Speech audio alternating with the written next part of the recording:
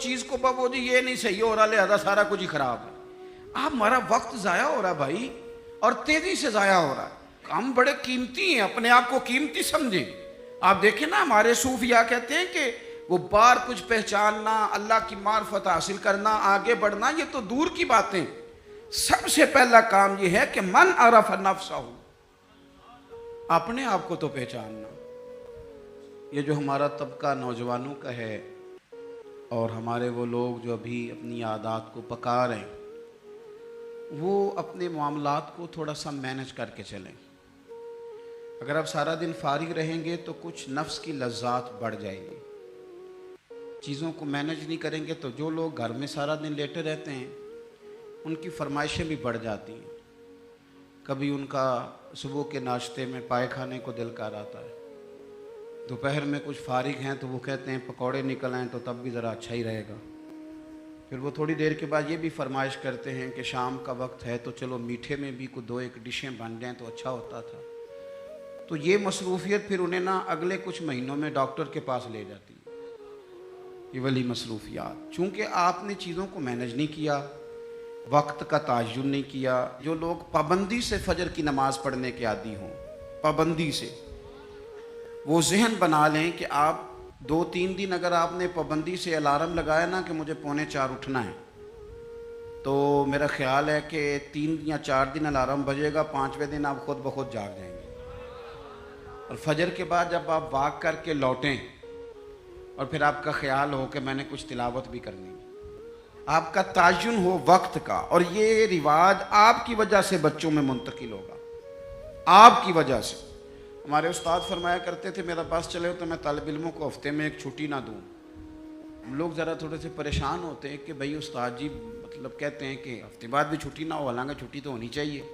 وہ کیا فرماتے تھے, وہ کہتے تھے جس دن چھٹی ہوتی ہے شیڈول خراب ہو جاتا ہے, بچوں کا اگلے دن بھی مدرسے آنے کو دل نہیں کرتا. اور یہ بات ہم نے بعد میں دیکھی, اس کا تجربہ کیا کہ روٹین میں جو نظام چل رہا ہوتا ہے اس میں جب 1 دن کی بھی آپ بریک لگاتے ہیں تو اس سے اگلے دن کا ماحول خراب ہوتا ہے. دیکھیں کچھ لوگوں کے پاس دولت ہوتی ہے, کچھ کے پاس نہیں ہوتی. کچھ کے پاس اللہ تبارک و تعالیٰ کی دی ہوئی وسعت ہوتی ہے, کچھ کے پاس نہیں ہوتی. وقت ایک ایسی نعمت ہے جو اللہ نے سب کو عطا کی ہے. اگر اس کو ہمیں مینج کرنا آ جائے, طے کرنا آ جائے, تو ہم نے ایسے لوگوں کو دیکھا جنہوں نے بڑے بڑے کارنامے سر انجام دیے. حضرت عمر بن عبدالعزیز رحمۃ اللہ علیہ کی عمر 39 سال ہوئی ہے, پوری 40 سال نہیں. ہمارے ہاں 39 سال کا ابھی نوجوان ہوتا ہے, ہاں وہ بابا کہیں تو ناراض ہو جاتا ہے. 39 سال عمر, 39 سال عمر مبارک تھی جس میں انہوں نے روز 5 سپارے قرآن پاک بھی پڑھ لیا, کئی لاکھ بار درود شریف بھی پڑھ لیا. انہوں نے اپنے پورے عہد حکومت میں بڑے بڑے سرائے قائم کیے, بڑی بڑی مساجد بنائیں. جو پچھلے بادشاہ ان سے پہلے گزرنے والے عدل نہیں کرتے تھے, وہ ساری خرابیاں دور کر کے انہوں نے عدل بھی کر دیا. ان 39 سالوں میں یہ وہ حسین شخص ہے کہ جس نے اتنا کام کیا کہ اسے رسول پاک کی بارگاہ سے سلام بھی آیا. اتنے بڑے کام کر کے وہ 39 سالوں میں اللہ کے حضور بھی حاضر ہو گئے. اور صدیاں بیت گئیں, خطیب ممبروں پہ بیٹھ کے ان کی تعریفیں کرتے ہیں, ان کی مثالیں دی جاتی ہیں, ان کے تذکرے کیے جاتے ہیں, ان کے احوال بیان کیے جاتے ہیں. وجہ کیا تھی؟ وقت نہیں ضائع کیا, ٹائم نہیں ضائع کیا. آپ یقین کریں اتنا وقت ہے ہمارے پاس, اتنا وقت ہے, فلانی چیز کا بھی ہمیں پتہ ہے, فلانی چیز کا. حضرت بابا فرید الدین گنج شکر رحمۃ اللہ تعالی علیہ, آپ دلی میں رہتے تھے اپنے مرشد شیخ قطب الدین بختیار کاکی کی بارگاہ میں. تو ایک بندہ دور سے کہیں آیا تو اس نے بابا صاحب سے کہا فلانے محلے جانا ہے. فرمانے لگے مجھے نہیں پتا اس کا. وہ کہنے لگا آپ دلی میں نئے آئے ہیں؟ فرمایا نہیں, سالوں بیت گئے. تو کہا پھر آپ کو اس محلے کا نہیں پتا؟ کہنے لگے 2 گلیوں کا پتہ ہے, ایک قطب کے گھر جاتی ہے, دوسری واپس آتی ہے, تیسری کا نہیں پتا. وہ تو فارغ لوگ ہیں جو گھومیں گے, ادھر جائیں گے ادھر جائیں گے. ہماری تو جو ڈیوٹی ہے ہم ڈیوٹی کر رہے ہیں. اپنی زندگی میں اوقات کا اتنا ضیاع ہے, اتنا ضیاع ہے, اتنا ضیاع, حد ہو گئی. ہمارے بزرگوں نے جو اب وہ کتابیں لکھ گئے جو ہم سے پڑھی نہیں جاتی, اتنی بڑی ہیں, لوگ پڑھ نہیں پاتے ساری زندگی میں. اعلیٰ حضرت فاضل بریلوی نے 1000 کتاب لکھی ہے. اور ایسے نہیں لکھ دی کہ 4 کتابیں رکھی تو 5ویں اس میں سے نکل آئی، ایسے نہیں، بلکہ انہوں نے ایک کتاب لکھی ہے جس کو کھولا جائے تو کئی کئی جلدوں میں کتابیں بنتی ہیں۔ کیسے لکھا؟ وقت مینج تھا، وہ وقت پہ اٹھتے تھے، وقت پہ سوتے تھے، وقت پہ جاگتے تھے، وقت پہ نماز پڑھتے تھے، وقت پہ سارے کام کرتے تھے۔ حکیم الامت مفتی احمد یار خان صاحب نعیمی رحمت اللہ علیہ قرآن مجید کی تفسیر لکھنے بیٹھے تو ایک پارے کی ایک جلد لکھی، 8 جلدوں میں حدیث کی شرح لکھی، سینکڑوں شاگرد بنائے، بے شمار ان کے عقیدت مند ہوئے، ان کی کتابیں انمول موتی۔ کسی نے کہا حضور سارا کچھ کیسے ہوا؟ کہنے لگے وقت نہیں ضائع کیا زندگی میں، وقت نہیں ضائع کیا۔ مفتی صاحب نا جب جمعے کا خطبہ دینے کے لیے ممبر پہ بیٹھتے تھے اور پہلی بات کرتے تھے نا الحمدللہ، تو لوگ گھڑی ٹھیک کرتے تھے، کہتے تھے لو بھی 1 بج گیا، مفتی صاحب بیٹھ گئے۔ یہ 1 منٹ آگے پیچھے نہیں ہوتے، بلکہ ایک سادی مثال، مفتی صاحب عصر کی نماز سے 15 منٹ پہلے گھر سے نکلتے تھے، تو آپ گزرتے تھے نا جہاں سے، تو ایک حویلی تھی، ایک ذمہ دار تھا، وہ اس نے بھینسیں رکھی ہوئی تھی، تو عصر سے پہلے تھوڑا سا بھینسوں والے لوگ دودھ دھونا شروع کرتے ہیں، تو مفتی صاحب جب سامنے سے گزرتے تو وہ ذمہ دار کہتا اپنے بیٹے سے، کہنا پتر کٹا چھڑ دے، مفتی صاحب لنگ گئے نہیں۔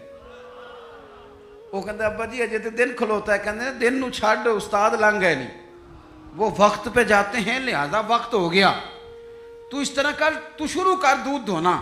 تو کہتے ہیں گھڑیاں کم ہوتی تھی، ہر بندے کے پاس ہوتی نہیں تھی، تو اگر گھڑی منگا کے بھی کبھی دیکھتے تھے تو واقعی 4:45 ہوتے تھے۔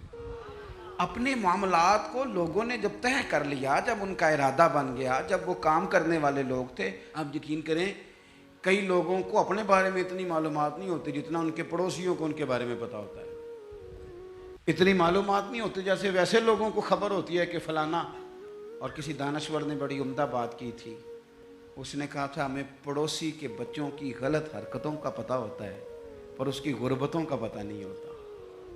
یہ ذرا وقت پہ خیال کرتے ہیں کہ فلانا بچہ شرارت کتنی کرتا ہے، یہ نہیں سوچتے کہ اس کی فیس بھی ادا ہوئی ہے کہ نہیں، انہوں نے روٹی بھی کھائی ہے کہ نہیں، ان کے پاس سکول جانے کا یونیفارم بھی ہے کہ نہیں۔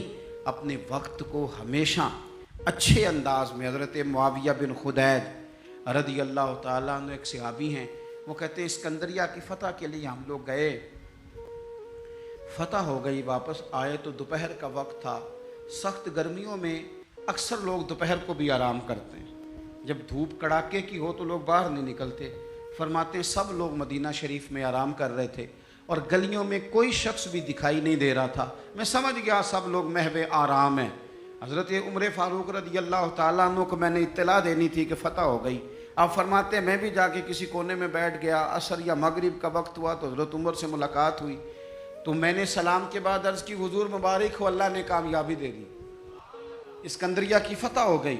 تو حضرت عمر کہنے لگے یا اللہ تیرا شکر ہے، پھر فرمانے لگے یار میں تو تیرے انتظار میں تھا اور خیال تھا تو ظہر کے قریب آ جائے گا۔ عرض کی حضور میں آ گیا تھا، ذرا بات کو سننا، میں آ گیا تھا پر سب لوگ سو رہے تھے، آپ کے آرام میں خلل ڈالنا مناسب نہیں سمجھا، لہذا میں رک گیا کہ عصر یا مغرب میں بتاؤں گا۔ تو حضرت عمر کہنے لگے یہ تم نے کیا کیا؟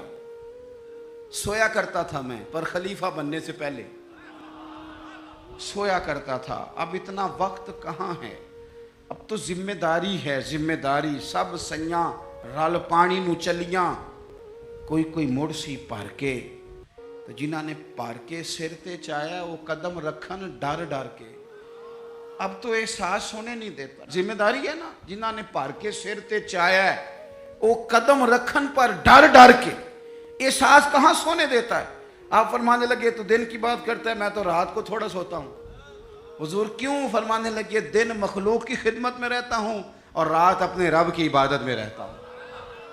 وقت کہاں ہے بھائی اتنا؟ مجھے بھی میرے کچھ دوست کہتے ہیں آج کل بور بڑے ہوتے ہیں، تو میں اکثر کہتا ہوں ہوتے ہوں گے بور، پر ہمارے پاس تو بور ہونے کا وقت ہی نہیں بچا، کبھی ٹائم ملے تو شاید بور ہوں پر اتنا وقت کہاں سے لائیں بھائی، بور بھی ہونا ہے، تھوڑا وقت نکلے تو ہونا، ٹائم ہی کوئی نہیں، چاروں ناچار بھی لگے رہتے ہیں، اپنی ڈیوٹی کرتے رہتے ہیں۔ بور تب ہوں گے جب فارغ بیٹھے، زندگی کو فارغ نہ بتائیں اپنے وقت، وہ جی میں ذرا فارغ تھا تو یہاں آ کے بیٹھ گیا، میں ذرا فارغ تھا تو موبائل پہ لگ گیا، میں ذرا فارغ تھا تو فلانی بحث میں لگ گیا, میں ذرا فارغ تھا تو میں چائے پینے چلا گیا, میں ذرا فارغ ہوں تو آؤ 2 گھنٹے طے کر کے نا, 2 گھنٹے جانے 2 گھنٹے آنے, کرنا کیا ہے, روٹی کھانے جانا ہے. واہ بھائی واہ, اتنی فرصت کہاں سے آئی.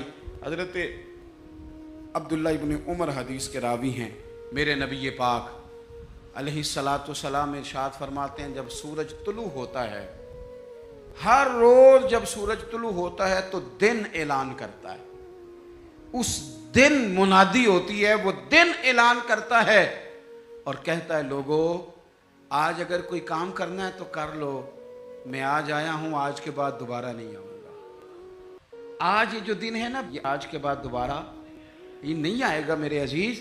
آج جس کی تلاوت رہ گئی وہ رہ گئی, آج جس کی عبادت رہ گئی سو رہ گئی, آج جس نے استغفار کی تسبیح نہیں پڑھی تو اس کی رہ گئی, آج جس نے ابا کی قدم نہیں دبائے تو اس کی خدمت رہ گئی, آج جو رب کی بارگاہ میں جھکا نہیں تو یہ رہ گیا, یہ رہ گیا, اس کا کام آج رہ گیا.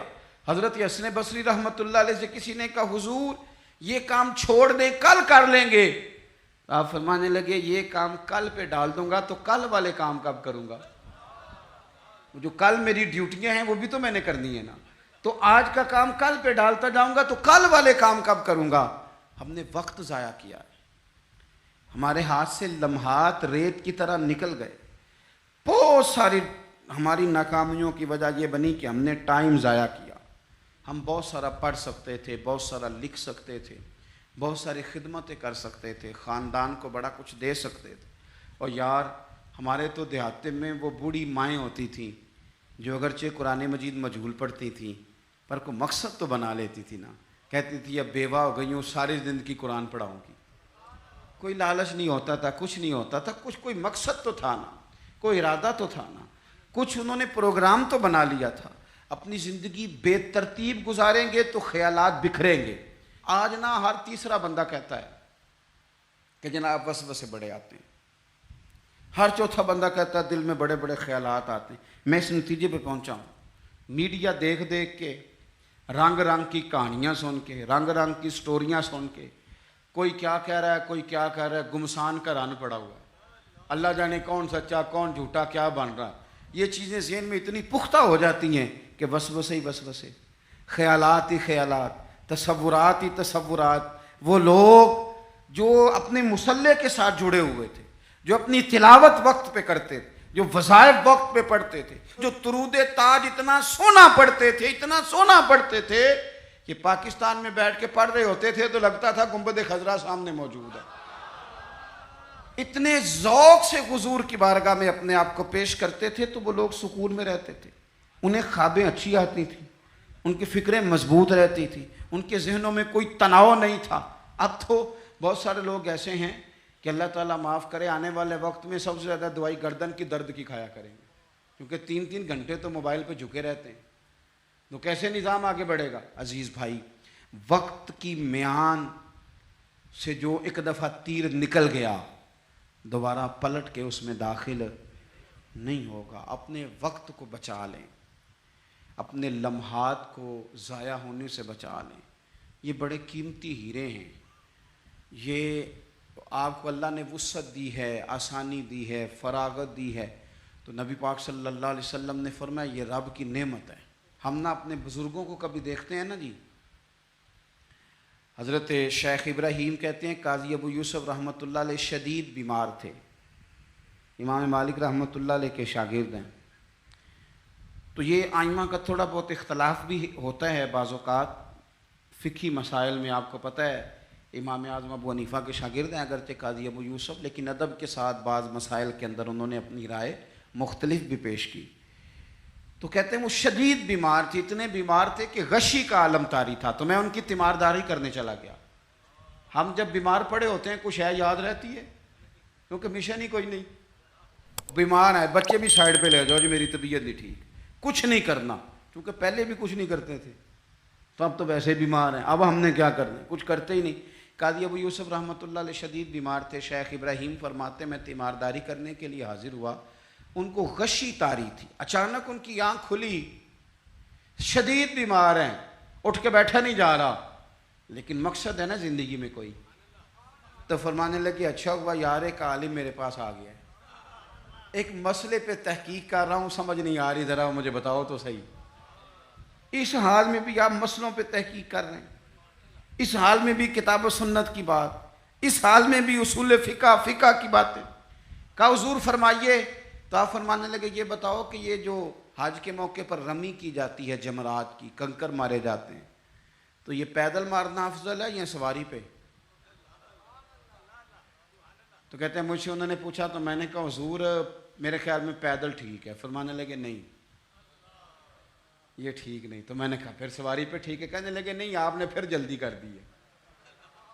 یعنی وہاں بھی وقت کا ضیاع نہیں, وہاں بھی ضیاع نہیں. یہ سید ابو البرکات شاہ صاحب رحمۃ اللہ علیہ, حزب اللہ ناو شریف والے, مفتی اعظم پاکستان, سراج اہل تقویٰ کہا جاتا تھا. اللہ تعالیٰ آپ کو کبھی موقع دے تو سید صاحب کے مزار پہ حاضری دیا کریں. یہ بڑے کام کا, ایک بھائی وہاں لیٹے ہیں حزب اللہ ناف میں, اور ایک بھائی داتا صاحب کے ساتھ لیٹے ہوئے ہیں, سید ابو الاسناد شاہ. یہ داتا صاحب سے تھوڑا سا آگے بڑھیں تو حزب اللہ ناف ہے, اس میں مزار ہے سید ابو البرکات شاہ صاحب کا. یہ اعلیٰ حضرت فاضل بریلوی کے خلیفہ ہیں اور پاکستان کے سب سے بڑے مفتی تھے, اور ساری زندگی پڑھا اور پڑھایا, اور ساری زندگی حضور کی شانیں بیان کی. سید صاحب کا جب آخری وقت آیا نا, بیمار تھے, اس وقت بھی ان کو سید صاحب کہا جاتا تھا. اہل سنت میں جب آپ کسی کو سید صاحب کے لقب سے پکاریں گے تو مراد سید ابو البرکات شاہ صاحب ہوں گے. تو سید صاحب کو نا آخری وقت میں بھی اتنا پیار تھا پڑھنے پڑھانے سے کہ کسی سے کہتے تھے کہ شیخ محقق شاہ عبد الحق صاحب محدث دہلوی کی جو مدارج النبوت ہے نا کتاب, اس میں انہوں نے حضور کی شانیں بڑی بیان کی ہیں. تو تھوڑی ظاہری بصارت کمزور ہو گئی یا جسم کمزور ہو گیا تو فرماتے تھے میں پڑھ نہیں پاتا, مجھے سناؤ. یعنی وہ وقت بھی حضور کی شانیں سننے سنانے پڑھنے پڑھانے میں گزر جائے, وہ وقت بھی. اور یہ داتا صاحب کے ساتھ مزار ہے, داتا صاحب کی اس سائڈ پہ سید ابو الاسناد شاہ صاحب, یہ ان کے بھائی ہیں.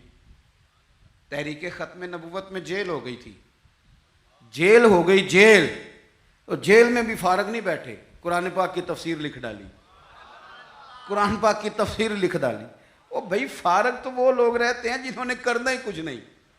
جنہوں نے کچھ کرنا ہے ان کے لیے کام بڑے, کرنا ہی نہیں, جب کچھ ارادہ ہی کوئی نہیں, ادھر بیٹھے تھک گئے, ادھر بیٹھے تھک گئے, وہاں کھڑے ہو گئے, وہاں کھڑے ہو گئے. تو یہ لوگ محنت کرتے تھے, ڈیوٹی کرتے, اس لیے یہ کمزور نہیں پڑتے تھے. تو قاضی ابو یوسف صاحب رحمۃ اللہ علیہ شیخ ابراہیم سے فرمانے لگے بتاؤ بھائی پیدل رمی کرنا افضل ہے یا سواری پہ؟ تو انہوں نے پہلے کہہ دیا پیدل. تو آپ نے فرمایا نہیں یہ ٹھیک نہیں. جلدی سے کہنے لگے چلو یہ نہیں تو پھر سواری پہ. فرمانے لگے آپ جلدی کر گئے. تو کہا حضور آپ فرمائیں. تو رائے دیتی ہیں, یہ رائے اپنی فقہ کے لوگ نا رائے دیتے ہیں. فرمانے لگے میری رائے تو یہ ہے کہ جس رمی کے بعد اور رمی ہے, یعنی 3 دن رمی ہوتی ہے نا, کہنے لگے جس رمی کے بعد اور رمی ہے, یعنی 10 کی رمی کرتے ہیں آپ, کنکر مارتے ہیں تو پھر 11 کو بھی مارنے ہوتے ہیں, پھر 12 کو بھی مارنے ہوتے ہیں. قاضی صاحب فرمانے لگے جس رمی کے بعد اور رمی ہو وہ پیدل افضل ہے, اور جس رمی کے بعد اور رمی نہ ہو وہ سواری پہ افضل ہے. آخری وقت میں بھی کتاب و سنت کی بات, آخری وقت میں بھی پڑھنے پڑھانے کی بات, آخری وقت میں بھی اللہ رسول کے رضا والی بات. تو میرے عزیز یاد رکھیں گے آپ, وقت کو ہم نے بچانا ہے. دیکھیں اسلام وقت کا کتنا پابند ہے. فجر اپنے وقت پہ, ظہر اپنے, اور عصر مغرب. یہ کبھی ہوا ہے کہ چلو مغرب آج آدھا گھنٹہ پہلے پڑھ لو؟ کتاب موقوتا, پورے وقت پہ. عشاء اپنے وقت پہ, حج اپنے, وہ بھائی 9 ذی الحج کو ہی ہوگا, نہ 8 کو ہوگا نہ 10 کو ہوگا, اس نے اپنے وقت پہ ہونا ہے. رمضان کے روزے اپنے, سحری وقت پہ, افطاری وقت پہ. مسلمان جب تیری ہر شے وقت پہ ہے تو وقت کا خیال رکھتا کیوں نہیں؟ وقت کا خیال رکھے. اور ایک بات یاد رکھیں, وقت کو اپنے قبضے میں کر لیں ورنہ یہ مانتا کوئی نہیں کسی کی. امام شافعی کہتے تھے یہ تلوار ہے, اگر وقت کی تلوار تم نے اپنے ہاتھ میں رکھ لی تو تم بڑی مشکلوں کو کاٹ دو گے, اور اگر یہ تلوار تم نے اپنے ہاتھ میں نہ رکھی تو یہ تلوار تمہیں کاٹ دے گی. یعنی وقت کسی کا انتظار نہیں کرتا. صبح ہوئی تھی تو جس نے صبح سے کچھ کیا ہے, ورنہ دن تو بیت ہی گیا. ورنہ تو پھر بھائی سپہر تو ہو ہی گئی, تو کیوں نہ کچھ کر لیں, کچھ پروگرام بنا لیں. یہ ہمارے بزرگ ہمیں مشورے دیتے ہیں. ذرا سننا, بات ختم کرنے لگا ہوں. بزرگ مشورہ دیتے ہیں, کہتے ہیں اٹھ فریدہ سوتے آ. مان لینا مشورہ بابا صاحب کا. یہ سوتیا سے مراد کیا ہے؟ یہ جو تو غافل ہو گیا ہے نا, کہتے ہیں تو اقترب للناس حسابہم وہم فی غفلۃ معرضون. وقت حساب قریب آ گیا اور ابھی بھی لوگ غافل ہیں. فرمانے لگا یہ تو غافل جو ہو گیا نا, یہ سوتیا سے مراد یہ ہے کہ غفلت سے اٹھ نا فریدہ سوتیا. اوے داڑھی آ گیا ہی پور, اگا نیڑے آ گیا ہی تے پیچھا رہ گیا ہی دور. کہنے لگے اور کچھ نہیں کر سکتا تو مسجد میں جھاڑو ہی دے. اٹھ نا فریدہ سوتیا, جھاڑو دے مسیت. اوے تو ستا ہے تے رب جاگدا, تیری ڈاڈے نال پریت. پھر فرمانے لگے اٹھ نا فریدہ سوتیا, چل خلقت ویکھنی جا, تے متے کوئی مل جائی بخشیا تے تم ہی بخشیا جا. اس سے مراد کیا ہے؟ کہنے لگے اٹھ نہ چل, اور کچھ نہیں تو کسی نیک کی صحبت میں بیٹھ چل کے. اٹھ نہ فریدہ سوتیا تے خلقت ویکھن جا, متے کوئی مل جائی بخشیا, تم ہی بخشیا جا. اپنے وقت کو, جوانوں اگر تم وقت کے مطابق کام کرنے لگ گئے تو بڑا کچھ تمہارے ہاتھوں میں ہے, اور اگر وقت تمہارے ہاتھ سے نکل گیا تو کچھ بھی ہاتھ نہیں رہے گا. اقبال نے اپنے بیٹے کے نام نظم لکھی تھی, کہا تھا دیار عشق میں اپنا مقام پیدا کر, نیا زمانہ اور نئے صبح و شام پیدا کر. اور میرا طریق امیری نہیں فقیری ہے, تو خود ہی نہ بیچ, غریبی میں نام پیدا کر, غریبی میں نام پیدا کر, غریبی میں.